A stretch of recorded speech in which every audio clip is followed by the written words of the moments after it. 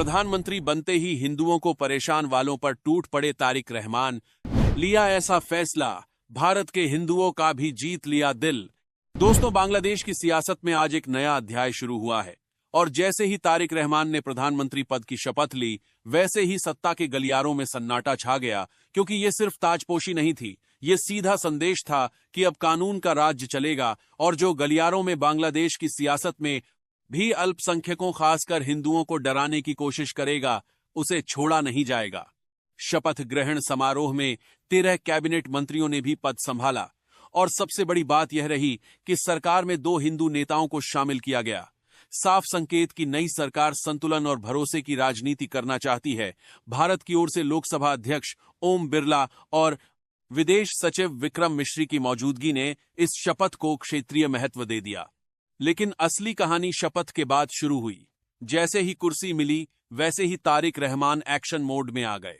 चुनाव से पहले उन्होंने जो सबसे बड़ा वादा किया था, वो था कानून व्यवस्था पटरी पर लाना और हिंदुओं के खिलाफ होने वाली हिंसा पर लोहे की मुट्ठी से प्रहार करना। और अब वही वादा जमीन पर उतरता दिख रहा है। सिराजगंज में अल्पसंख्यकों की दुकानों में तोड़फोड़ और जबरन वसूली के आरोपों ने माहौल गरमा दिया था, लेकिन इस बार चुप्पी नहीं साधी गई, बल्कि सीधे कार्रवाई हुई। बीएनपी के 3 नेताओं को कारण बताओ नोटिस थमा दिया गया, जिनमें फिरोज अहमद और आरजू अहमद जैसे नाम शामिल हैं।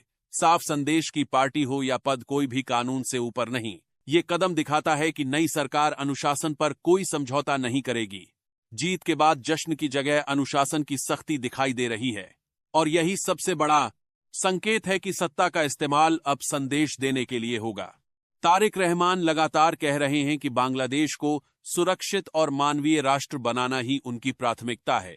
उन्होंने साफ कहा कि किसी भी बहाने से अन्याय बर्दाश्त नहीं होगा और कानून व्यवस्था हर हाल में कायम रखी जाएगी। ये बयान सिर्फ शब्द नहीं, बल्कि चेतावनी है उन सभी के लिए जो हिंसा की राजनीति करते आए हैं। दंगाइयों को 2 टूक संदेश दे दिया गया है कि प्रतिशोध, उकसावे और सांप्रदायिक हिंसा को किसी भी कीमत पर बर्दाश्त नहीं किया जाएगा। यानी जो भी हिंदुओं को निशाना बनाएगा, उसे सीधे कानून का सामना करना पड़ेगा। लेकिन कहानी में ट्विस्ट भी है, क्योंकि कट्टरपंथी लाइन पर चलने वाली जमात-ए-इस्लामी और नेशनल सिटीजन्स पार्टी ने मोर्चा खोल दिया है। इन दलों ने धमकी दी है कि अगर सरकार ने उनका तथाकथित जुलाई चार्टर नहीं अपनाया तो देशव्यापी प्रदर्शन होंगे। यानी नई सरकार को शुरुआत से ही सियासी दबाव का सामना करना पड़ रहा है। एक तरफ हिंदुओं के खिलाफ हिंसा भड़काने वालों पर सख्त कार्रवाई और दूसरी तरफ विपक्ष की खुली चेतावनी। ये साफ दिखाता है कि आने वाले दिन आसान नहीं होंगे। लेकिन तारिक रहमान ने जिस तेजी से अपने ही नेताओं पर कार्रवाई की है, उसने यह साबित कर दिया है कि वे अपनी साख बचाने के लिए किसी को भी बलि का बकरा बना सकते हैं। अब पूरी नजर बांग्लादेश पर है। क्या वाकई कानून का राज स्थापित होगा? क्या अल्पसंख्यकों को सुरक्षा का भरोसा मिलेगा या फिर सियासी टकराव हालात बिगाड़ देगा? फिलहाल इतना तय है कि प्रधानमंत्री बनते ही तारिक रहमान ने यह दिखा दिया है कि वे नरमी की राजनीति नहीं, बल्कि सख्ती की सरकार चलाने आए हैं और यही रुख भारत सहित पूरे क्षेत्र की नजरों में उनकी छवि को तय करेगा। आपको क्या लगता है, बांग्लादेश अब सुधरेगा या नहीं? कमेंट्स में जरूर बताइएगा। जय हिंद।